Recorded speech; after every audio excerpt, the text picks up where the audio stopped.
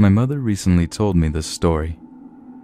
For years I had asked her if she ever tried acid, and she always denied it and got angry when I asked.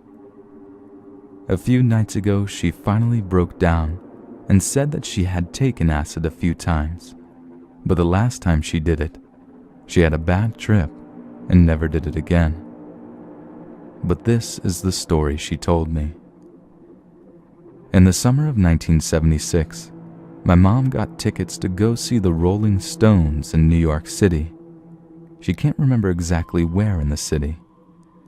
My mom and her 4 friends, they were all about 16 to 18, all got in my mom's car and drove down to the city from Albany, New York, where they lived.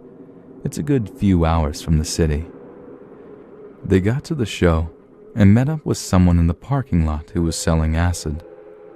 So they bought some and took it right away.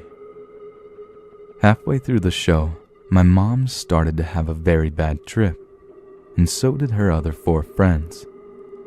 She said she had taken acid before, but this was the strongest she had ever taken.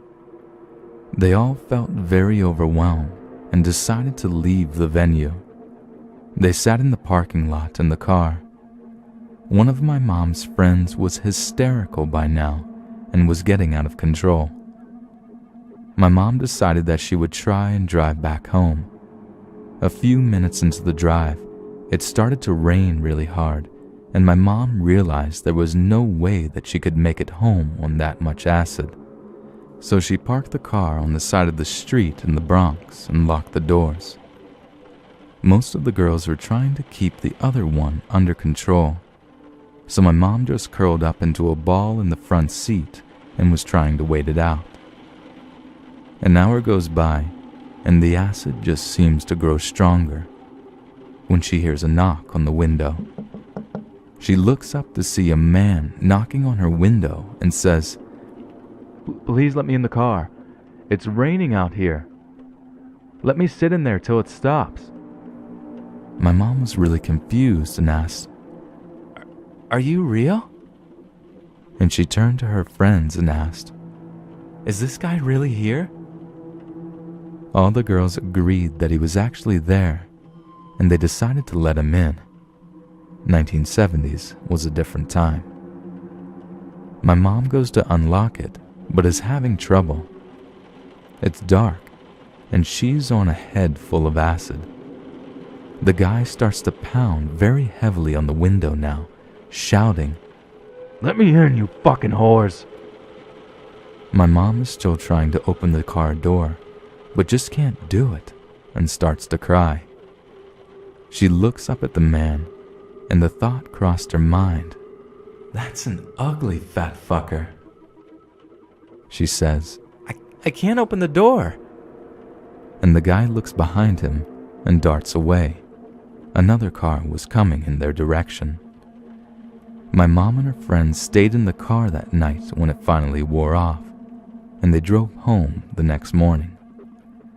About a year later, my mother was working in a restaurant as a waitress, and a news break comes over the television. She had heard about the recent serial killer on the loose in New York City that has been going on since the summer before. When she looked at the TV, there was Son of Sam, David Berkowitz, a well-known serial killer, and the same man who was trying to get into my mother's car that night. At first, I didn't really believe my mom. Shit sounds so fake, and so I did some research. Here are some facts that do back up my mom's story. David Berkowitz was on a killing spree during July of 1976, the summer of the concert, to April 1977. He mostly attacked young women sitting in cars. He preferred his victims to have long, dark, wavy hair, which my mother and her 2 other friends had. In the summer of July, August, and September of 1976, David mostly killed in Queens and Bronx. He seemed to really dislike women, which makes sense of calling my mother a whore for no reason. I wonder why he didn't just shoot through the window. But my guess was since there was 5 girls, he may not have realized that at first, since 4 of them were crouched in the back, he wouldn't be able to kill all of them. So if my mom hadn't been having a bad trip on acid, she would have opened that door and, well, I don't want to think about that. Thank God for acid.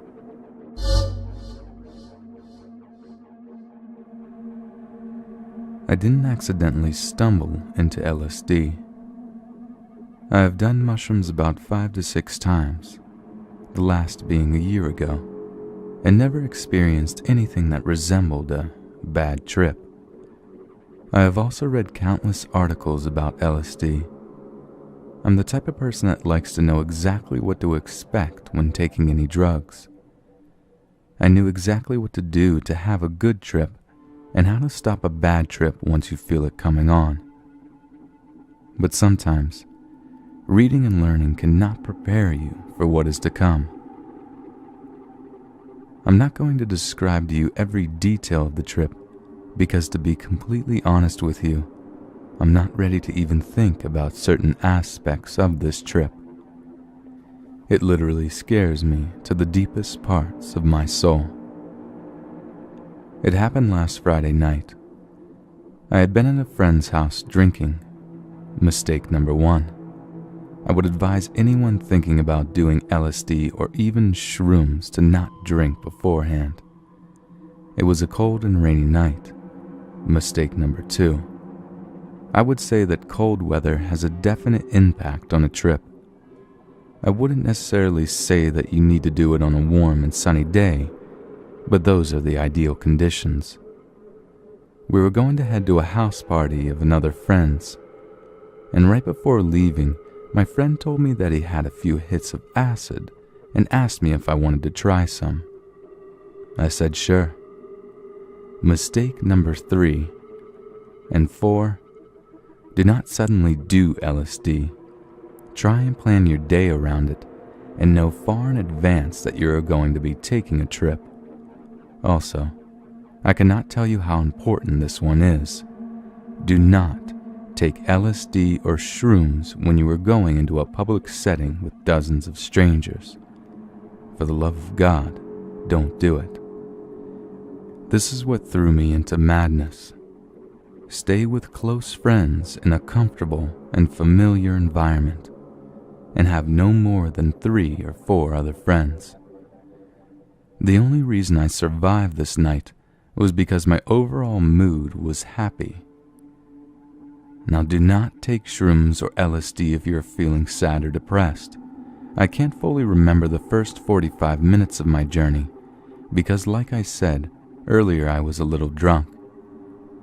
And then mistake number 5 happened. When I started realizing that the trip was about to start, I got really excited and kept telling my mind where I wanted it to go. I would advise against doing this. Just be relaxed, calm, and in a general happy mood. Don't try and tell your mind where to go. Just let it go. It took another 25 minutes of me just sitting there and waiting for the trip to start.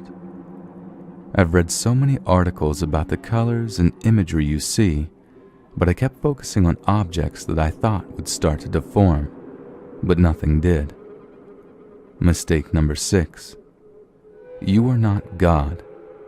The trip will start sooner or later. Don't get sad that you aren't feeling any effects. For some people, it takes 30 minutes to start. For others, it can take upwards of 2 hours. I knew this before I took the LSD, but for some fucking reason, I didn't listen to the previous warning I had learned about. I started getting more depressed and thinking that I was different and that I wouldn't get to see anything out of the ordinary. Boy, was I fucking wrong. The next half an hour was about the same, and then it started. At first, it was beautiful. I was sitting in a room with 2 of my friends, and they were talking about just random things, but every word they spoke felt like it came right out of their mouth like a wave and absorbed into my body. I could feel their conversation. I took out my phone and started looking at my pictures. I spent a good 5 minutes, at least I think, but I can't be sure. At this point, I was starting to lose my grasp on time, looking at each picture and observing the faces of my friends. The faces would change colors and start morphing. It felt like the faces were morphing into the representation of the person's soul. I don't really know how to describe it, but at the time I felt a complete and utter connection with each picture. People started coming into the room we were in, and I know for a fact that this was what completely turned what was previously a really great trip into the worst 6 hours of my entire life. I couldn't stand seeing new faces. My mind was telling me that these strangers knew nothing about me, and that no matter what I would say to them, they would never care. My friend, who was my babysitter or guide, saw that I was no longer smiling and took me out of the room and into the backyard right away. He told me to calm down and remember that I was tripping and that anything negative that was entering my mind wasn't reality. This gave me a sense of relief for about 10 seconds.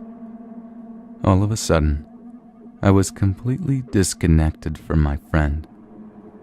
My mind started telling me that there was no connection between him and I, and that no matter what he says, it's all lies. I started thinking about how I came into this world alone, and there was no way that I would ever connect with anything, and one day I would leave the world all alone. Imagine having the strongest feeling of despair you have ever experienced. Multiply that by 10, and you might understand what I felt at this moment.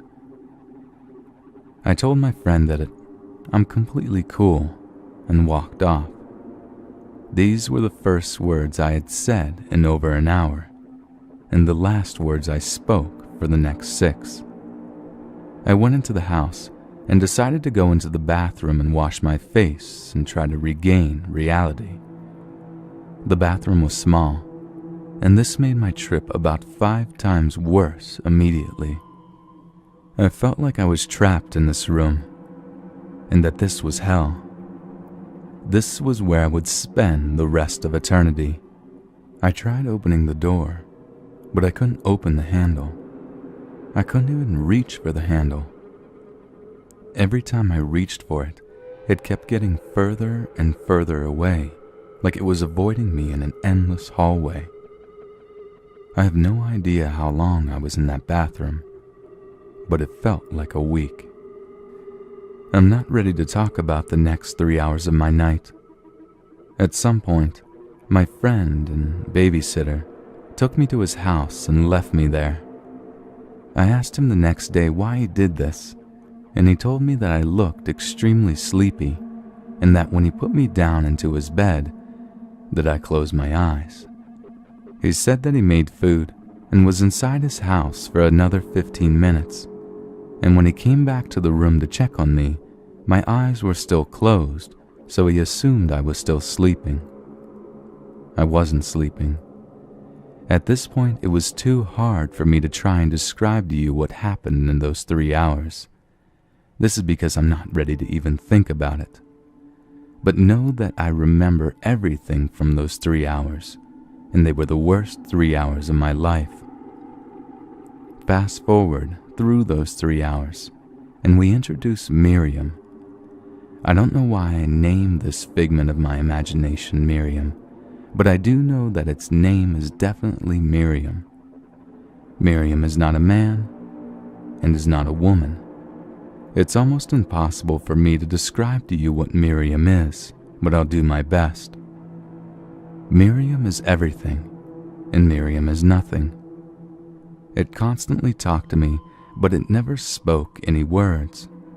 Rather, whenever Miriam portrayed a thought, I just knew what it was. Miriam didn't have a face, nor body, nor even anything that I can describe to you. But whenever Miriam appeared, I just knew it was Miriam. Miriam told me to go outside and lay down in the grass. When I did this, there were thousands of little hands that grabbed me and tried to take me into the ground, into Miriam's world. I got up and went inside and sat down in a chair, but then the world around me collapsed. Imagine a picture of purgatory. There was nothing, just whiteness, and it engulfed everything. Miriam told me that the only way to come back into my world was to go outside and lay down in the grass again. And so I did. The same hands appeared. This went on back and forth for what I estimate as 2 hours. Then, the single happiest moment of my life occurred. Miriam told me that it was time to go home. For the first time in 8+ hours, I felt like there was a real world and that I could go back to it. I found a piece of paper and wrote the following words: "You are going to be okay. You're just tripping, but it will soon be over and the world will return." I reread this piece of paper for about half an hour until some normality started returning to me. The next 2 hours were normal, but extremely scary. I was trying as hard as possible to remain in the real world and not return to the hell that I had just went to. It took all my brain power and mental thinking for this to happen. My friend came to me, drove me home, and I went to sleep. I haven't once thought of this experience in the 12 days preceding it, until last night. I went to sleep last night, and Miriam returned. Miriam was in every single dream of mine, and always trying to tell me something. I thank whatever God there may be that none of these dreams were lucid dreams, so I don't really remember anything Miriam said. And there you have it, my descent into hell. I don't know if I will ever try LSD again, but I know that everything I did that night led me to my bad trip. The highs of it were absolutely beautiful. I felt feelings and colors and vibrations that I had never felt in my life. For any of you that are thinking about taking this drug, please heed my warnings. LSD is quite possibly the strongest thing in the entire world, and it can make you go completely insane if not done right. It should be respected for the sheer power it can have. There is no reason for any of you to make any of the mistakes I did. Maybe one day in the far future I will try it again, and hopefully it will be a beautiful experience. But for now, I'll stick to my weed. I'd been planning to take some L at this punk show in Austin, Texas. I've tripped acid around 50+ times since, but I cry even thinking about this trip in particular. It was the one time the mighty me, somebody who never loses control, would go completely nuts and nearly suffer dire consequences. We stopped by my house at a meeting spot so we could begin following the others to the show. I was in the car with my friends Jordan and Andrew. In the other car would be some characters known to me as Aaron, Robert, and Shane. Nobody else knew I dropped acid at the show. I ate 2 slices of the gel. It would take effect way faster than it ever had before. I felt like I had taken something almost as soon as the shit landed on my tongue, but it really took hold within 25 to 30 minutes. Placebo or not, I knew I had a chemical in my body and it was about to do its work. We had a 1-hour drive from X to Y, so I knew I'd be kicking by the time of the arrival. It would be at this time all words would become meaningless and not worth saying because words couldn't put together anything I was feeling or doing, but I knew exactly what I was doing. I was sitting in the back of the car, and everything was coming to life before my very eyes. I began to see 3-dimensional flowers pulsating from the back seat and they were getting very playful with each other. And the more happy I felt about them, the more sensitive and swishy they would get. I felt put on the spot. I had to look at myself in the mirror just to reassure myself that I am still there. I was becoming an amorphous blob, a good old puddle of fuckness it was in my mind. I could tell I was coming up harder than I ever had in my life, and I was unprepared. I was also sweating bullets. It brought a very weird sensation I have never felt again. My skin melting. I literally felt my skin just melting downwards with the sweat. I almost fooled myself into thinking, yes, I am actually fucking melting right now. But good thing I still had about an ounce of willpower left to control my senses. Fear starts kicking in hard, and regrets of taking the drug. But why? I repented in my mind, praying for us to get to this damn show faster so I can just get it over with. I remember this being a very important thing to me, even though the thought of being there scared me to death.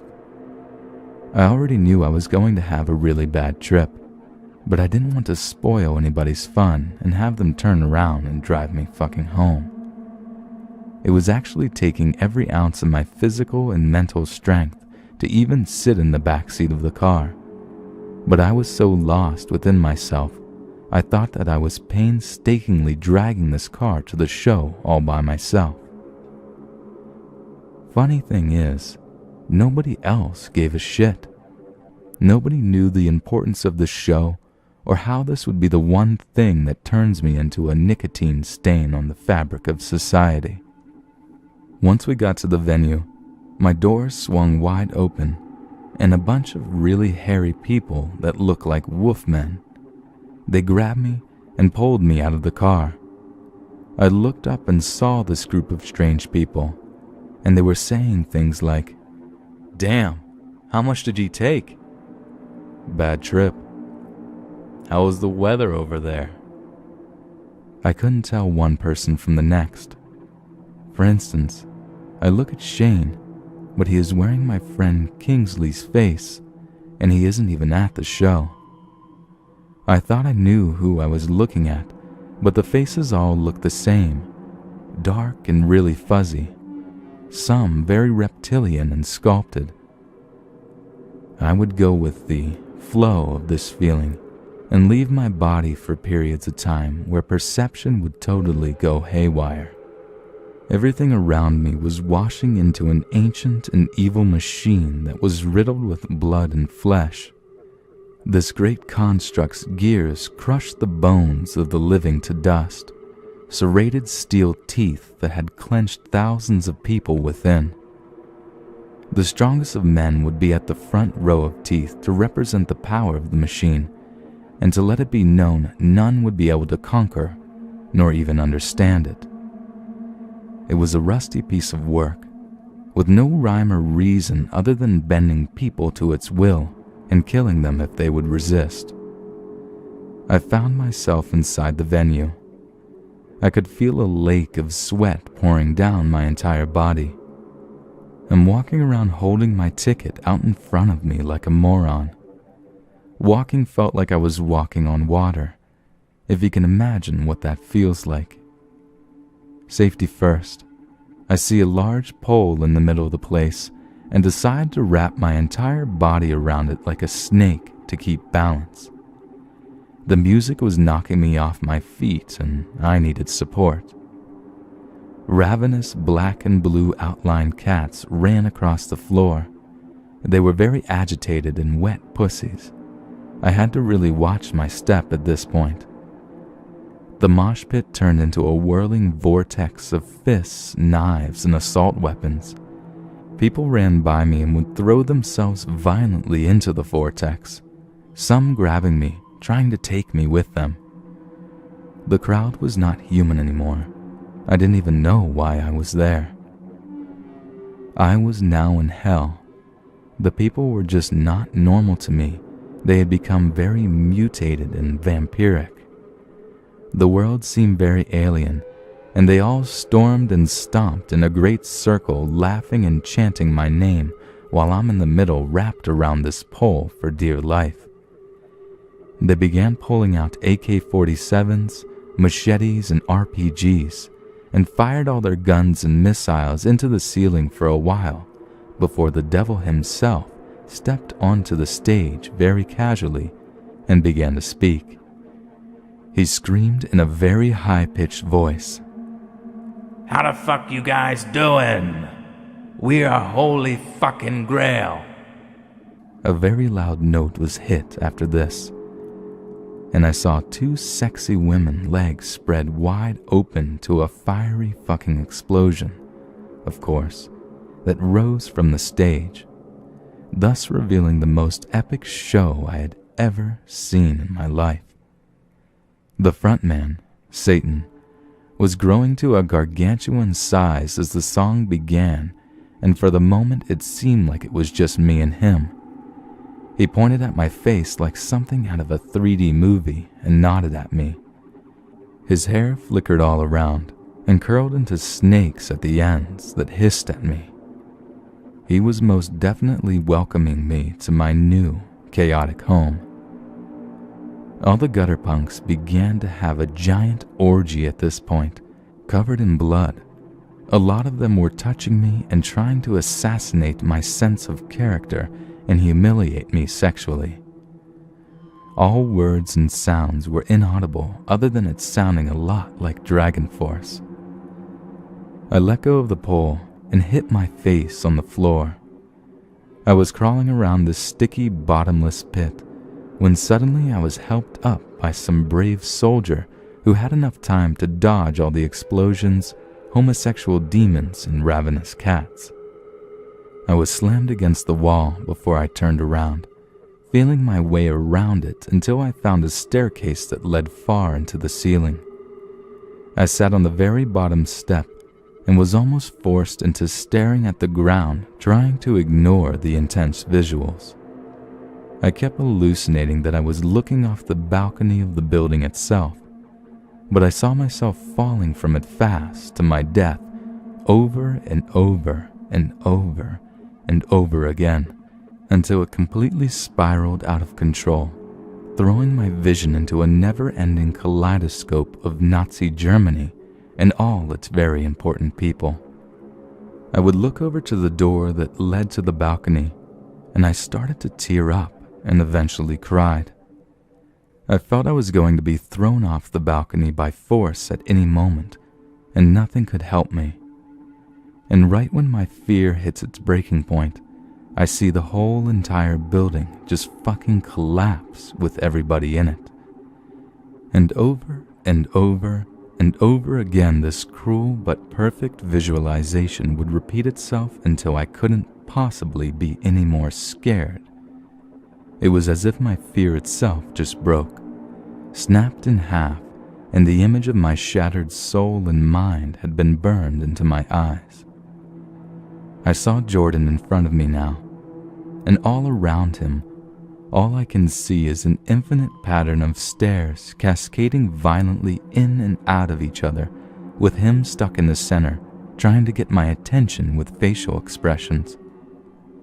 Jordan says when he actually looked over at me, he said my hand was in an L shape around my mustache, pointed over towards some people standing at the bar.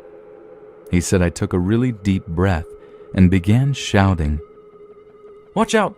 The fucking stairs!" He also says any time he saw me at the show, I would be paralyzed, taking enormous breaths, and I would smile at the ground every few seconds, but then I'd go back into a very serious, jaw-dropping and petrified stare. He reports he was worried about my mental state at this time. Now, the worst feeling of all was feeling completely abandoned. I knew that my friends were going to leave without me at this point and be laughing their asses off about it on the way home, yucking it up and saying shit like, "Yeah, we sure showed that guy," leaving him back there tripping and shit. I just sat back and accepted it like nothing though, I figured I had already accepted I was dead by this point, and my very soul fabric would be stained for the rest of my life. No matter what I did, no matter where I sat or stood, or what I thought I could think, everything was a life or death decision at this point. This was do or die. Everything was absolutely hazardous to my health and well-being. I couldn't shake the feeling of being left here to die. I had to put all my trust into my friends, and for them to just drive me to hell and leave me there just wasn't them. Now I would finally see the light. Through all this madness and chaos, this was not who I expected to see in hell. I saw Jesus Christ standing in a window. He was smiling and waving for my attention. I ran to him as fast as I could, and I stood before him for a while, staring straight into his face, gasping for breath, sweat pouring down my face. I was stunned. I couldn't believe what I was seeing, and I was so happy that if anyone could help me in this situation, it would be Jesus. He kept speaking, but it sounded like he just inhaled a shitload of helium, so I couldn't understand. I grabbed him by the shoulders and I yelled, "Thank God you're here." His lips moved again, but I couldn't understand. I sat and smiled crazily at him, still holding his shoulders. Then I kept yelling, "What?" at him, getting closer and closer to his face each time because I couldn't fucking hear what Jesus had to say, and I was getting pissed. So at some point, one of my friends directs me outside and is leading me away. Apparently Jesus was trying to sell me something cool and shiny. I was led outside to the car until we were eventually driving home, just me and Jordan. I asked him 1,000 times if he knew where we were and if they were going to leave me. He reminded me I was perfectly fine and that they weren't going anywhere without me. But I had to reassure myself every 2 minutes this wasn't happening. After being in the car for a timeless amount of time, I began to feel way better, and the ego death began to cease, and I was feeling what I normally felt when I took acid and was happy to embrace the creamy tenderness. I realized also this whole scene took place within a 3-hour period, and I still had many to go. I got home, and my dad was waiting for me at the door because he had some new fishing poles for me and my bro. He was flying in the next morning and I forgot all about it. Trying to avoid my dad, I tell him the fishing poles are fucking beautiful, and then run to my room and I plopped on my couch, lit a bowl, and sighed. I fucking made it, I cheered. I was dissociated the rest of the night, going over what just happened to me and being amazed how fast a trip can switch gears. I listened to Jimi Hendrix's blues album and had an orgasm. I also watched some old Black Sabbath videos on VHS and kept going into that lopsided world of wackiness. Dimensions on objects really took amazing and bendy forms. I could see patterns on everything I looked at, and they crawled all over everything I could see. Electricity was shooting out of me in all directions and wrapping around various objects, creating enormous grids outlined with equations and the very fundamentals of geometry. My room seemed to be made of sand, and small pyramids were forming across my tile floor. My forehead was darting up and outwards from my skull in the mirror, creating a crazy red bird mohawk on my head. I could see the molecules floating through the air and see every slight detail and more. The color was really bright and high contrast appearing, but sometimes it would get dim and serious on me. The room was alive and clever. It wanted to wash me away, and I naturally fought it off, feeling weak. I kept having momentary flashbacks, shattered fragments of the show I was just at that blew my fucking balls off. I kept hearing the guitar screaming solos while my body convulsed, and I would see myself from bird's eye view sitting on the stairs. Then I'd go even higher, and I'd be looking down at the venue from the sky, but I couldn't stop it. I soared even higher. Then the next thing I knew, I was seeing the entire world from space. Everybody I ever tripped with to that point was standing around the earth in a circle, and we were oscillating. They even showed the characteristics they usually showed whilst tripping. Somehow I just knew that they were all here in some fucked up way.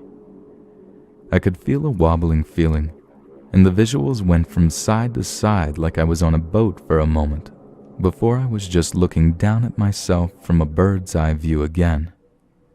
I was still at the show, in my mind's eye.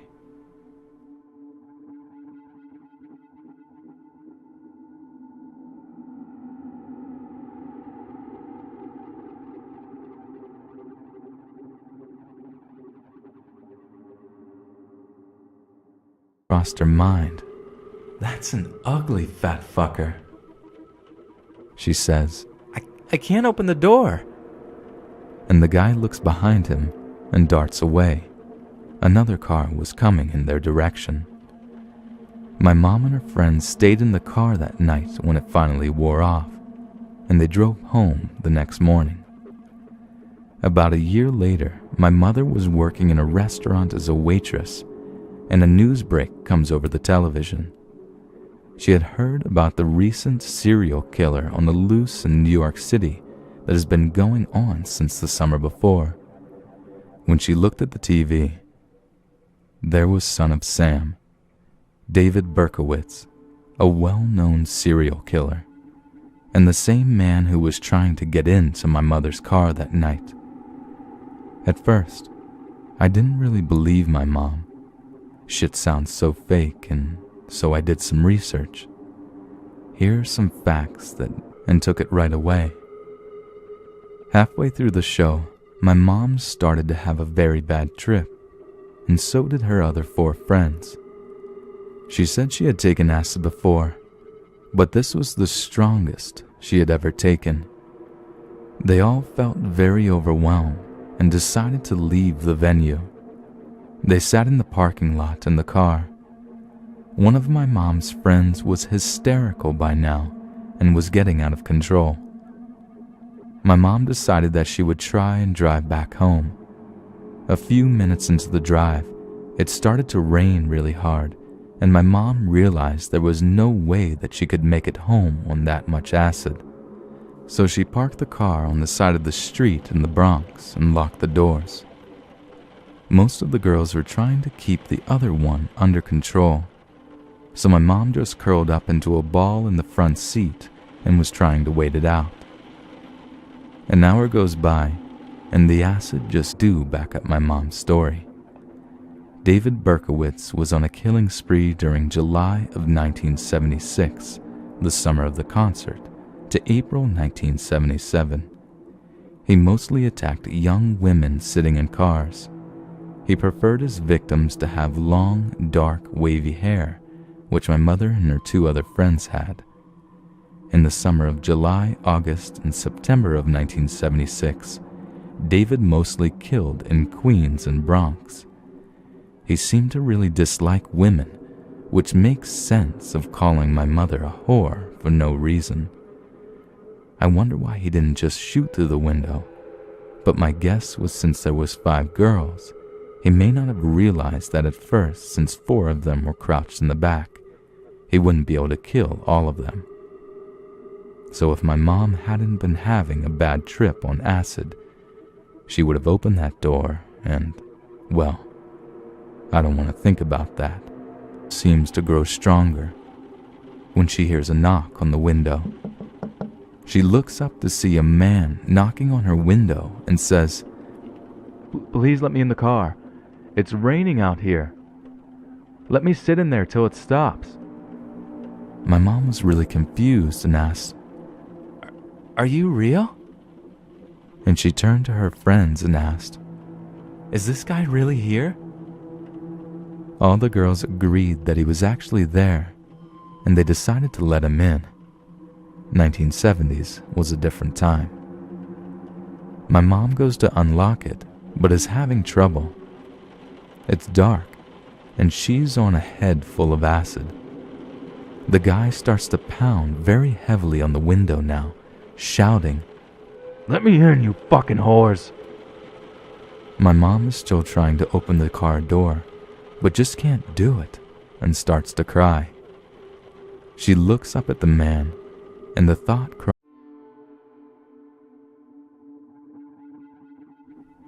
My mother recently told me this story. For years I had asked her if she ever tried acid, and she always denied it and got angry when I asked.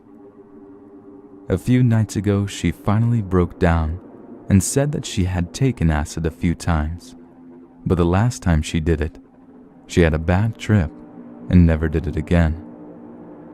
But this is the story she told me.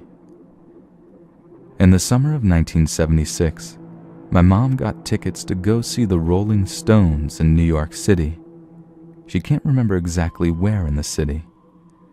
My mom and her 4 friends, they were all about 16 to 18, all got in my mom's car and drove down to the city from Albany, New York, where they lived. It's a good few hours from the city. They got to the show and met up with someone in the parking lot who was selling acid. So they bought some